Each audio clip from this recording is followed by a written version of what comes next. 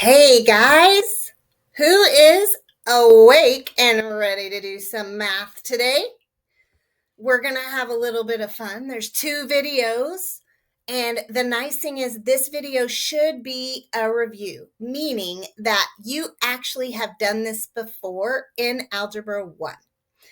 But you might not remember, especially if it's been a year since you've had it, if you took geometry right afterward. So I'm going to give you a little bit of a review. First of all, what you're seeing on the side, this example is called a factor ladder. Okay. Some of you were taught using factor ladders. Some of you were taught using factor trees. So I'm actually going to show you both methods on all of the problems below. And you can decide if you've never seen a factor tree before, you might like it more. You can decide to do that, or you can stick with your factor ladder. So let's talk about the steps to get what we see worked out here.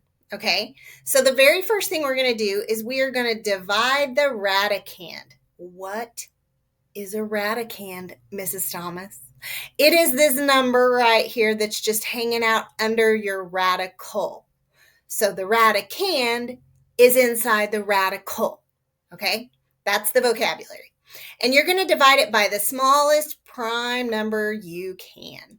Okay, so let's talk about how we know what to divide by. Okay, so even numbers are 2, 4, 6, 8, and 10. If it ends in an even number, you can always divide it by 2.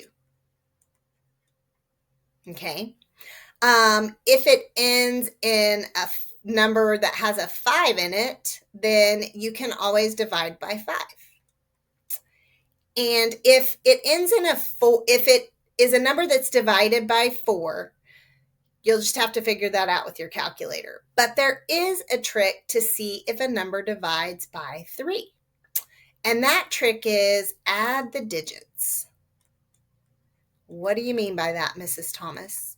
What I mean is, if I add up the 3 and the 2, 3 plus 2, that gives me 5. Does 3 go into 5? No. So that means it's not divisible by 3. Well, Mrs. Thomas, do you have an example of when that might happen? I do. So let's go down to our problems down here. See this 48? Okay, 4 plus 8 gives me 12. Does 3 divide into 12? It certainly does. And that means 3 will also divide into 48. Okay, so that is your trick on how to know if a number is divisible by 3. So you add up the digits, and if they divide by 3, then the big number divides by 3. So those are a couple of tricks we can use along the way. All right, you keep repeating your division until you get a 1 at the very bottom of your factor ladder. Okay? After you do that, you circle the pairs of numbers you have. Why am I circling a pair of numbers, Mrs. Thomas? Okay, so let's talk about the easiest example, the square root of 4. So we know when we take the square root of a number, if it's a perfect square, that's because this number is a number times itself, 2 times 2. That is a pair of 2's. Okay, that's why the square root of 4 is 2. So if you have a pair of numbers, they get to come outside of the radical in the front. If you have more than one pair that come out, like we do in this example, then you have to multiply them together. All right? Then you leave the remainder inside the radical. And the remainder is going to be any of the numbers that didn't have a pair. Okay? So I'm going to color code this so you can follow along as we talk through this. So we divided 32 by 2, and we got 16. 16 is an even number, so we divide it by 2. 16 divided by 2 gave us this 8. 8 is an even number, so we divided it by 2. 8 divided by 2 gave us that 4. 4 is also an even number, so we divided 4 by 2, and that gave us a 2. And 2 is also an even number, so we divided it by 2, and that's where the 1 came from. So that's how we did our division. It's usually pretty simple division, okay? And then we circled our pairs. So the red pair is right here on the outside. And then the blue pair also get to come outside. And this single 2, he stayed inside. And then the 2 that came outside, we multiplied together. 2 times 2 gives us 4. And then our 2 still stayed inside the radical. And that's how we ended up with the answer. Okay, so let's try some examples. So let's start with 80. So I am going to try to use the same color scheme that we had up there. Okay, so 80 is an even number because it ends with 0. Because remember, even numbers end in 2, 4, 6, 8, or 10, or 0. So when I divide 80 by 2, that gives me 40. Okay, 40 is an even number. So if I divide that by 2 again, I get a 20. 20 is also an even number. If I divide it by 2, I get a 10. 10 is still an even number. So when I divide that by 2, I get a 5. 5 is not an even number, but 5 ends in 5, so it is divisible by 5. 5 divided by 5 gives me a 1. So following along with our earlier example, we're looking for pairs of numbers. So I've got a pair of 2's right here, so they get to come outside. And I've got another pair of 2's right here, so they get to come outside. And then my 5, I don't have gray, so we'll use red. I'll underline him. 5 doesn't have another 5 to go with, so he has to stay under the square root sign, like that. Then 2 times 2 is 4, and 4 square roots of 5 is how we say that answer. Okay, that is a factor ladder. Now, typically, students who are really fast at their times tables prefer a factor tree. So I'm going to show you what that would look like. So a factor tree has branches like this. And I know that 80, because it ends in 0, is divisible by 10. So 80 is 10 times 8. But Miss Thomas, you haven't used any 2's. That's right. I don't have to use the smallest number when I do a factor tree. I can use any numbers I want because I'm going to continue to break them down. And as you'll see, we're going to end up with these same 5 numbers. So 10 is 2 times 5.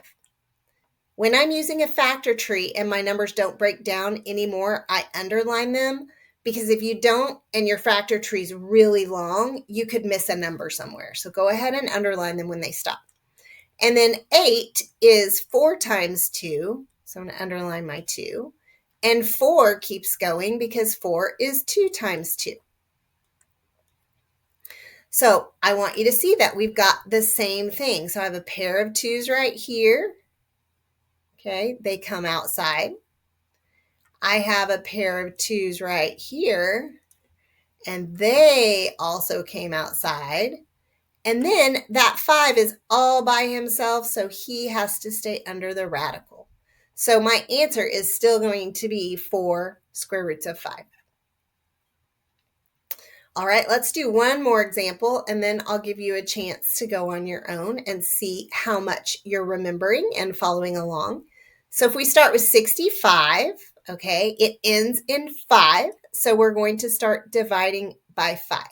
Now, remember, you can have your calculator out doing this division. You don't have to do all of this in your head, okay? So 5 goes into 65 15 times. The number 15 also ends in a 5, so I'm going to divide by 5 again. And then 15 divided by 5 gives me a 3. Now, 3 is not even. It doesn't end in 5. So I'm going to divide it by itself. And 3 divided by 3 gives me my 1. Okay. So I've got 5s on the outside right here. They get to come outside. And then I have a single 3 right here. So the 3 stays inside. And my answer is 5 square roots of 3. All right, let's do a factor tree. So in this case, I would still use a 5 because it ended in 5. So I've got 5 times 15 right there. My 5 stops. And I go, oh, 15 is also 5 times 3. And so I've got the exact same answer that I got with my factor ladder, which I should. So there's my pair of 5s that get to come outside. And then there's my single 3 that has to stay inside. So I want you to think a minute, which one do you prefer? And then pause the video. I'm pausing it for you, and use the method you prefer to do the next problem, and I will show you how to do it both ways. Okay, so starting with 50, it is an even number, so we're going to divide it by 2. 50 divided by 2 gives us 25. That is a number that ends in 5, so we're going to divide it by 5. And 25 divided by 5 is 5. And the only thing that 5 can divide by is itself. And 5 divided by 5 gives me that 1. Okay, so we've got a pair of 5s right here that get to come out. And then I have a 2 up here that has to stay under. So we say that answer as 5 square roots of 2. Now, with the factor tree, if I was doing the factor tree, since it ends in 0, I would say, oh, that's 5 times 10. So I don't have to use that 2 first. And then what does 10 break into? 10 breaks into 5 times 2. So I've got the exact same numbers, again, which you should. That's why it doesn't matter what method you use. Just use the one that you like the most. So there's my 5s that came outside and my 2s that stay under. Or a single 2 that stays under. Okay, so we're going to pause the video again and give you a chance to get that 72 broken down and see if you get it right.